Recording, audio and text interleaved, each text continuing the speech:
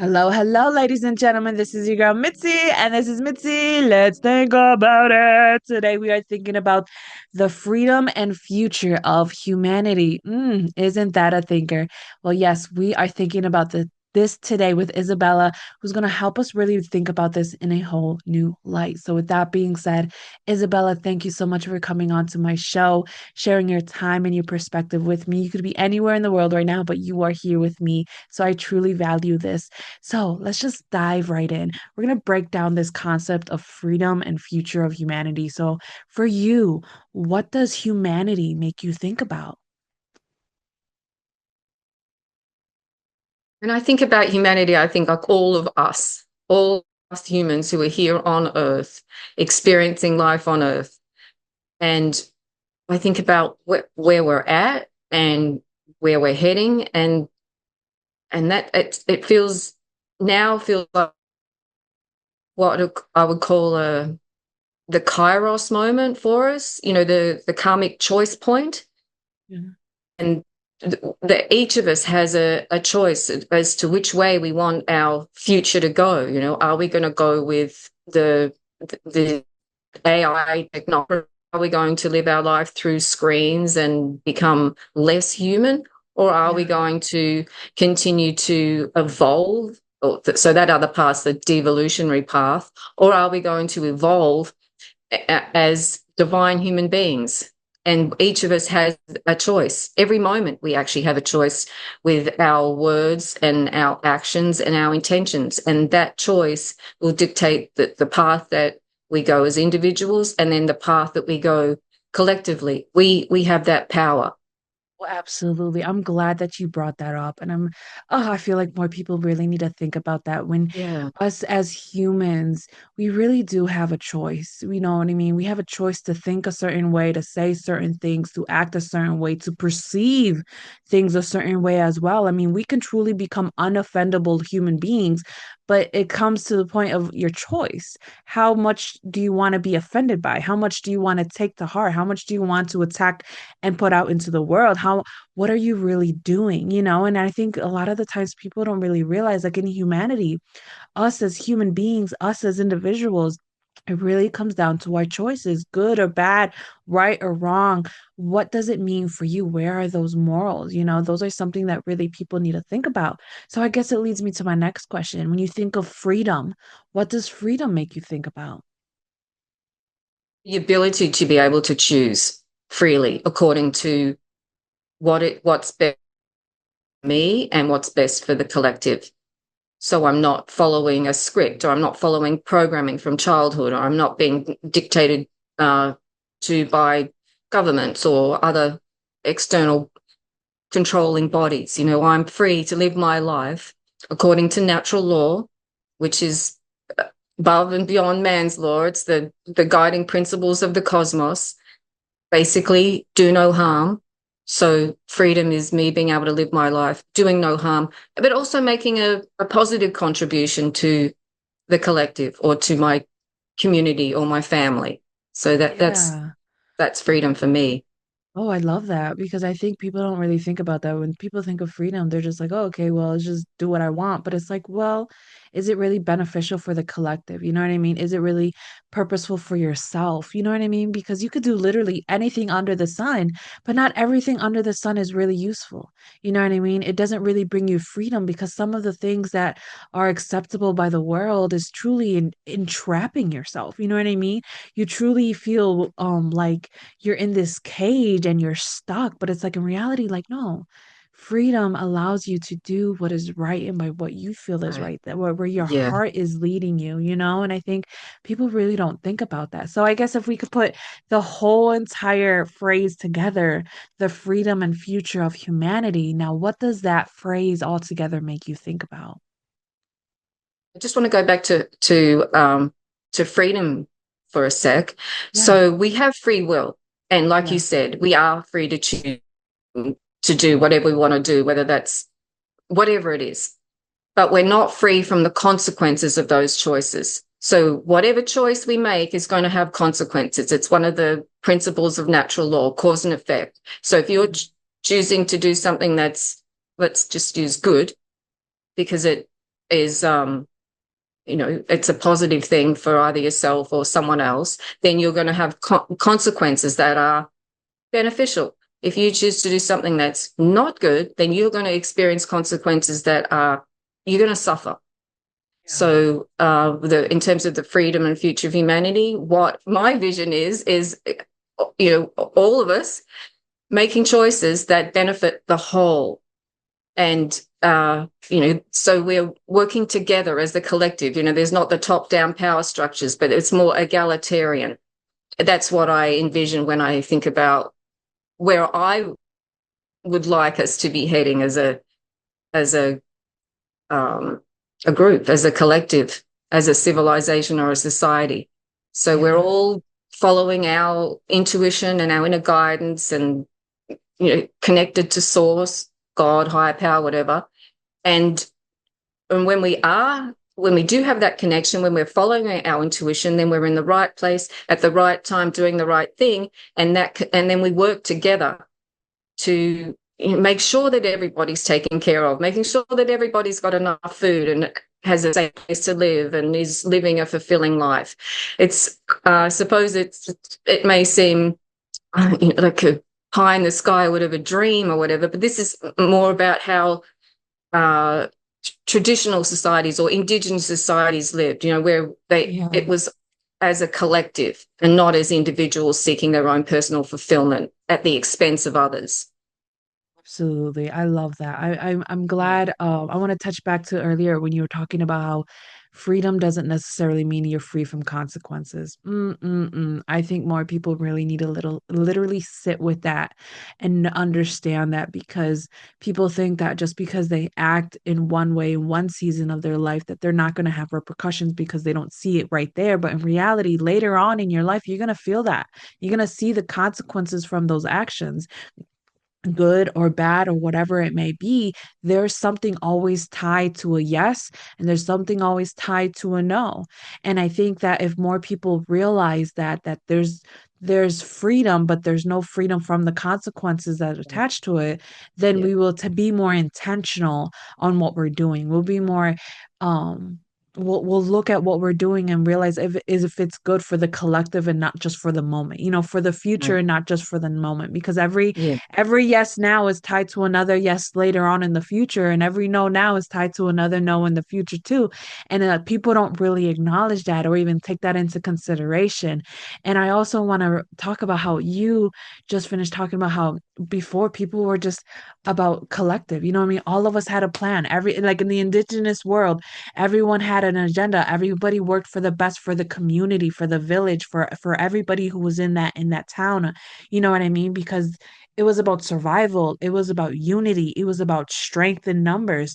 And now, for some reason, it's about strength in isolation, and strength in just being superior, and this illusion of having this superiority complex of being better than somebody else, and having this unrealistic power of over people. And I feel like that's very frustrating, because it doesn't win, you know what I mean? It doesn't help anybody, you know what I mean? And it No. just reveals your fear inside. It just reveals how really scared you are inside to just want to overpower other people, but that's just how I see it. So for you, I mean, when you see other people stepping into that superiority complex, like what does that make you think about? Okay, so we're going to go really big picture here. I've I was in a cult. I escaped from a cult. I've done a lot of healing work. I do a lot of sun gazing and spending time in nature, and my consciousness has continued to expand. So I can see that there are forces at work that are driving that movement towards being an individual rather than part of the collective. It's driving like narcissism and solipsism, and that's an evil force. There's basically we're in the battle of good and evil here, and Yeah. evil has been in force for eons, and here we are with wars and like addiction to lots of things, including screens and whatever it is. So it's important to be aware of that there are forces that are controlling our evolutionary path. And we can choose, back to the choice point again, whether we want to continue on that path or we want to create a new path that is love-based rather than fear-based. So I know that can be a bit overwhelming for people and don't want to accept that we are being controlled. These systems that we trusted, from government to the financial system, the pharmaceutical industry, or the medical system, and we've got the education system and then religions. These systems are all working together to keep us controlled, to keep us sick and can keep us suffering, and to send us on that devolution path so that we aren't able to become the divine humans that we're meant to be. We're not able to reach our full potential. And Yeah. so without that awareness, you don't know what's going on the bigger picture, or you don't really realize how you're being controlled. There's no way to escape, or there's no way to choose other. And just Yeah. like when I was in the cult, I didn't know I was in a cult. I thought I was in a spiritual community with my guru. And it wasn't until I was told, hey, did you know you're in a cult? And then I went and looked up what actually are the characteristics of a cult. Then I realized, oh, I'm definitely in a cult. And when I could see that cage, when I could see that prison, that mind prison, then I could escape. And now it's really important to be able to recognize that we are being held within this mind prison, this cage for consciousness. There are so many factors that keep us limited in our understanding of reality. And just use the television, for example. That's a mind control device. It's not just an entertainment, like, piece of machinery or whatever, technology. It's not that. It's a mind control device. And the same is for all screens, and the same is for the cell phone. And without the awareness that, hey, I am being controlled, I am being manipulated, I am being influenced, then there's no way to be able to act completely within integrity and in alignment with our higher power, so that we're, realizing our potential as divine human beings. Oh, absolutely. I'm glad that you touched base on that, on your experience of being in a cult, because I don't think a lot of people understand just how like it, like it frustrates me how people are so focused on, like, okay, if there's good, then there's no such thing as bad. It's just, you know what I mean? Like there's always one but not the other, but you got to realize like there's balance, you know what I mean? There's balance of good and bad, evil and beautiful, you know what I mean?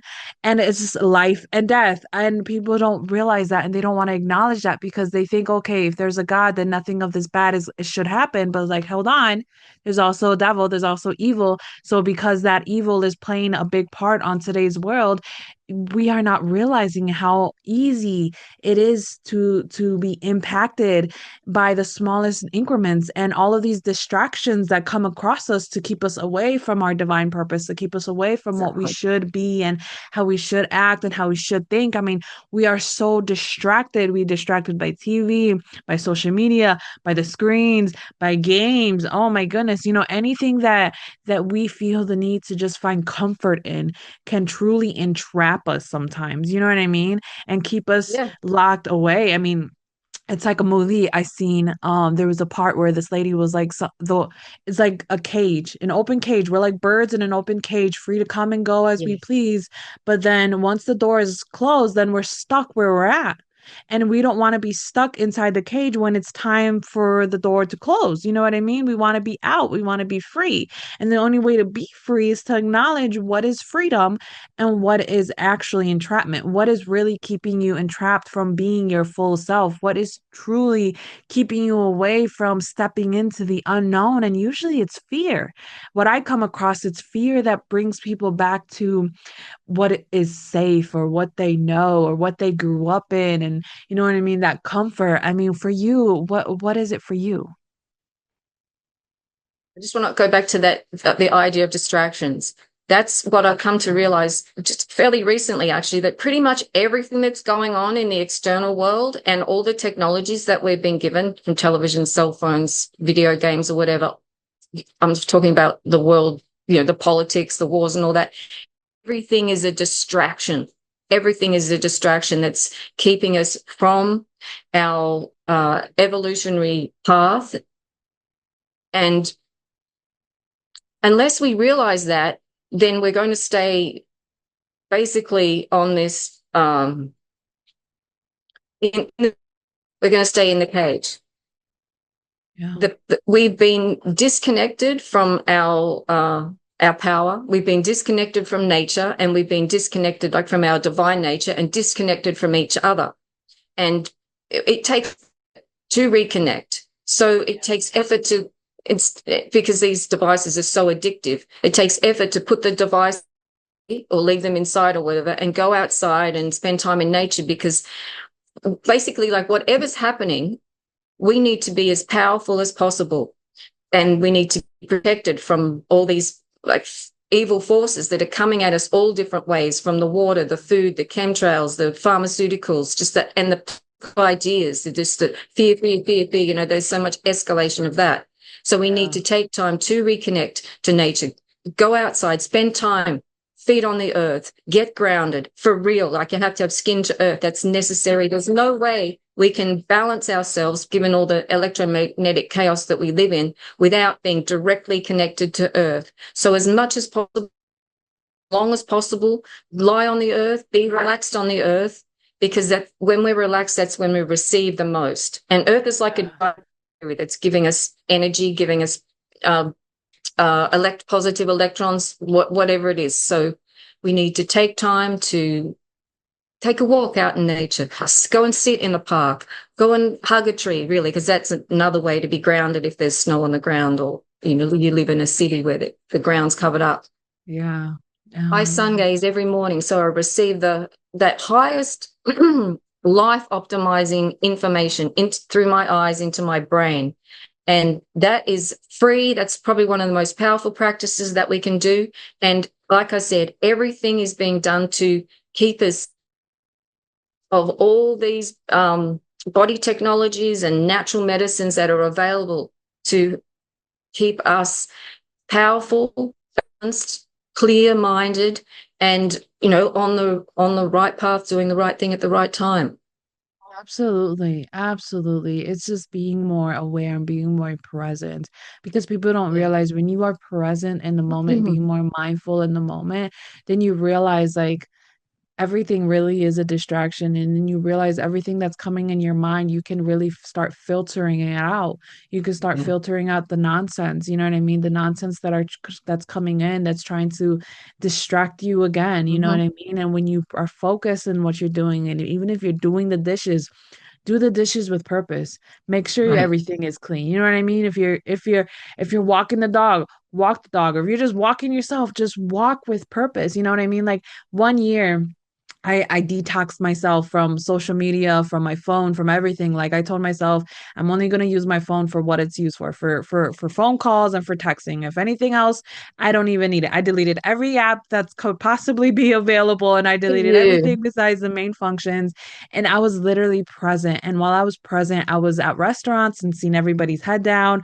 I was at doctor's Mm-hmm. offices and seeing everybody's head down. I was just sitting at the pier at the beach, just looking out, and I would still see everybody's head down or in their phone. And it just made me realize, like, I am so grateful that I took the time to remove this from me so that I can be more present in my now, because I seen value in just the sky, the wind, the Right. trees, Exactly.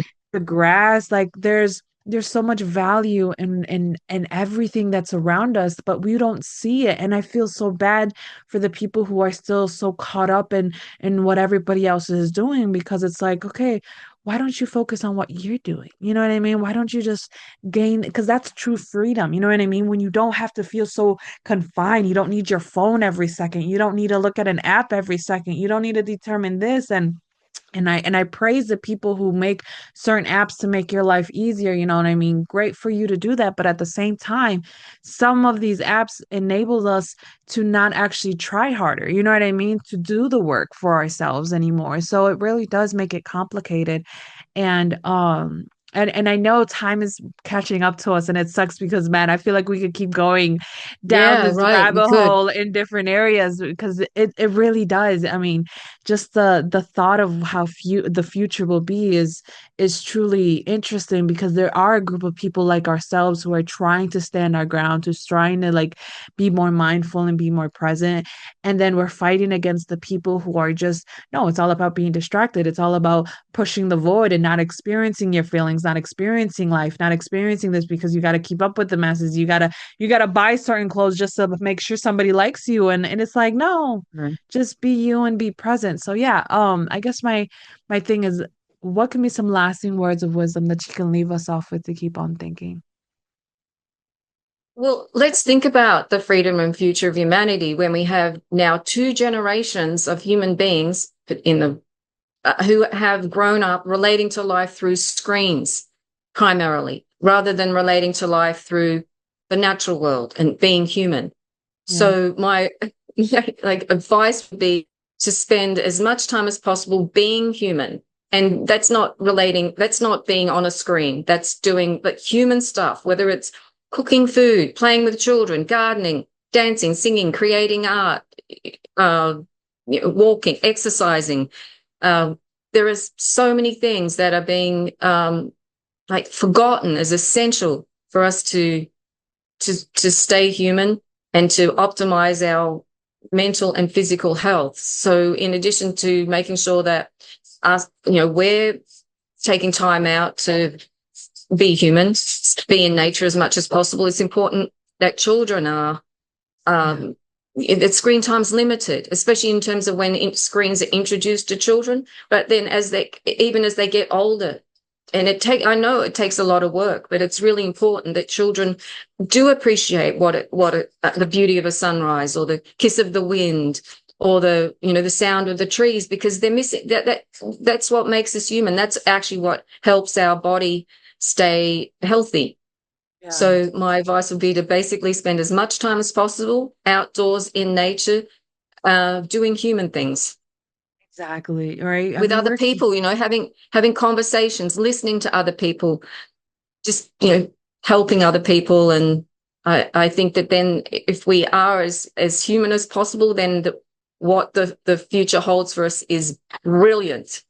right. It really does. I mean, then there's really Yeah. true hope because then we would realize like we would receive this connection, you know what I mean, this heart to heart that we ultimately need, you know what I mean, because when we go and we have to deal with a computer we get frustrated because they don't have that heart to heart, they're emotionless, you know Right. what I mean. Right. And now in society we're dealing with more people who are emotionless and it's like, no, bring back the emotions, get grounded. And I even somebody told me that in the ground, the dirt actually has naturals antidepressants in it, where Yeah. when you touch it in your skin, it naturally calms you down. So, yes, with your statement of grounding yourself with the dirt, feeling it, it's a big deal because it truly does naturally connect us. Why do you think sometimes people would just lay on the ground in the park without a blanket or anything, just feeling nature? It's because it's grounding you. You know what I mean? Even touching water. Oh, water is Yeah. a big healer as Hmm. well. You know what I mean?